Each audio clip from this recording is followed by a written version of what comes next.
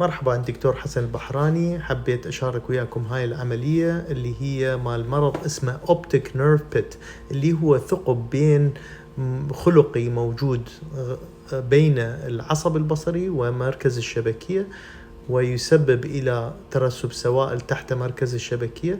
فأرويكم هسه احنا شلنا السائل الزجاجي صبغناه بالكنكورت، بعدين شلناه وهسه نصبغ الشبكية بمادة اسمها البريلين بلو. بعدين هسه حاولنا نلحم الشبكية بالمكان اللي بيه هذا الثقب، ثم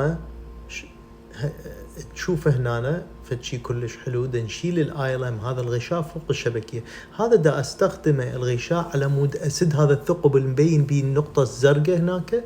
هو هذا النقطة الزرقاء المكان اللي دا يدخل منه السوائل جوا مركز الشبكية. هذا مرض خلقي، فشفتوا حطيت هذا الفلاب مال ايلم على هذا الثقب لسد الثقب، والحمد لله تمت العملية بنجاح.